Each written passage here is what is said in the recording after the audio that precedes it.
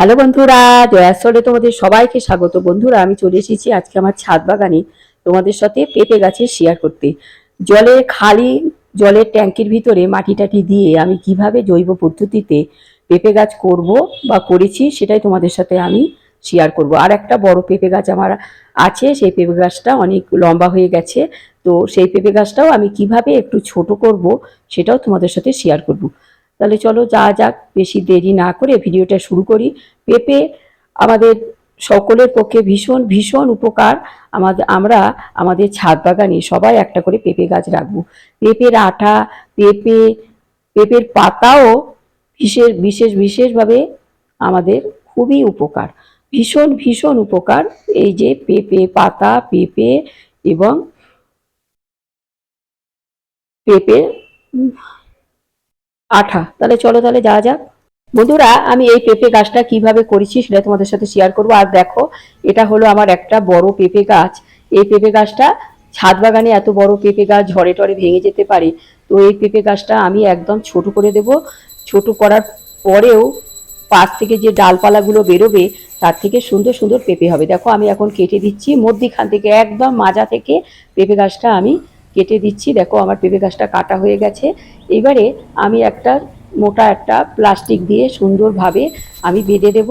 বেঁধে দিয়ে 15-20 দিন পরে আমি খুলে দেবো। যখন সাইড দিয়ে যখন ডালপালা বেরোবে তখন কিছু কিছু ডালপালা দু একটা ডালপালা রেখে, ডালপালা আরও অনেকই বেরোবে, একদম ঝাঁপ হয়ে বেরোবে। তো সেই ডালপালাগুলো আমি কেটে দেবো। বন্ধুরা, আমি কিভাবে এই পেঁপে গাছটা বসিয়েছি দেখো। আমি এই খালি জলের ট্যাঙ্কিটার ভিতরে সর্ষের খোল, গোবর সার, সবজির খোসা শুকনো সমস্ত কিছু দিয়ে আমি মাটিটা রেডি করে রেখেছিলাম। সেই মাটিটা এই ট্যাঙ্কিটার ভিতরেই আমি ঢেলে রেখেছিলাম।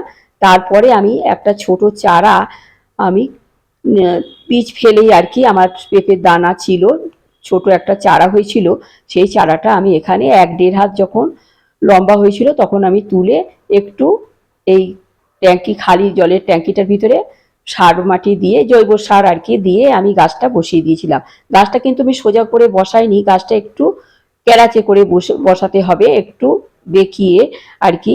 তো তাতে ফলনটা ভালো হয় আর গাছটাও খুব সুন্দর হয়। তো যাই হোক, পেঁপে গাছটা যদি আমি সোজাও বসাতে পারি তো একটু ক্যারাচে করে বসাতে পারি।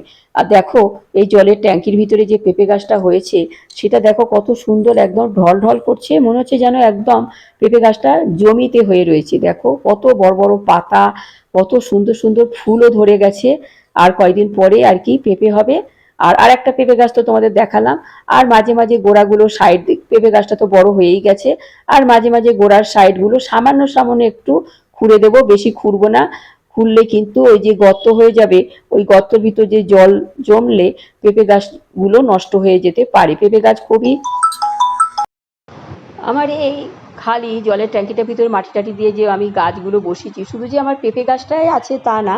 দেখো, এর গাছে বিভিন্ন রকমের গাছ আছে, বেগুন গাছ আছে, 2-3টে শশা গাছ আছে, এখানে ফুল গাছ আছে, তরুলি গাছ আছে, সমস্ত গাছ আছে। বড় এরকম যদি পাত্র হয়, একসাথে যদি আমি একটা গাছই বসাবো এমন না, আমি অনেকগুলো গাছই বসাতে পারি। তাতে যে আমার পেঁপে গাছটা খারাপ হয়েছে সেটা না, কিন্তু দেখো পেঁপে গাছটাও কিন্তু আমার সুন্দর হয়েছে। দেখো পেঁপেগুলো।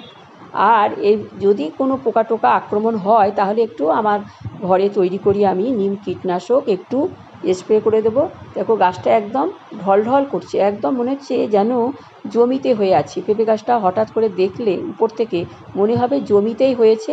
ছাদ বাগানে যে এত বড় এত সুন্দর পেঁপে গাছ, ছোট গাছেই ফল হবে। এখন এই ছোট কয়েক হাত মাত্র হয়েছে, দেখো তাতেই অজস্র ফুল এসে গেছে। তো যাই হোক, তোমরা আমার এই ভিডিওটা দেখলে, পেঁপে গাছের ভিডিও, আমি কিভাবে আমার খালি জলের ট্যাঙ্কির ভিতরে সমস্ত জৈব সার দিয়ে আমি কিভাবে পেঁপে গাছটা বসিয়েছি সেটাই তোমাদের সাথে আমি শেয়ার করলাম। আমি বলবো তোমরাও সবাই ছাদ বাগানে একটা করে পেঁপে গাছ রাখো।